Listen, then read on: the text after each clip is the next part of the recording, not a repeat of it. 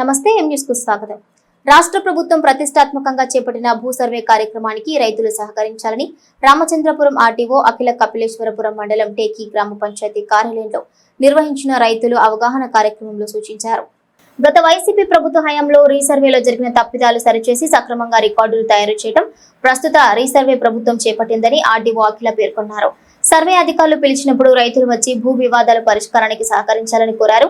తమ వద్ద ఉన్న రికార్డుల ప్రకారం ఎటువంటి పొరపాట్లు లేకుండా భూ సర్వే చేసి రైతులకు అప్పగిస్తామన్నారు.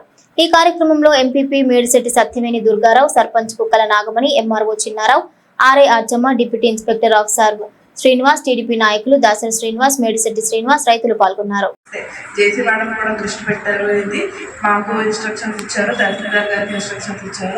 అందుకనే ప్రతిదీ కూడా టీంని ప్రతిరోజు మేము ఇక్కడ నుంచి మానిటర్ చేస్తాం. ప్రతిరోజు వాళ్ళు ఏం చేస్తున్నారు అనేది మేము అనుకుంటాం. సో ఇబ్బంది ఏం లేదు. అండ్ మీరు చెప్పినట్టు మాకు ఈ పొలం అయిన తర్వాత చెప్తున్నారు. సో రీసర్వే అనేది కేవలం ప్రైవేట్ ల్యాండ్స్ కోసమే కాదండి, విలేజ్ మొత్తానికి చేస్తారు.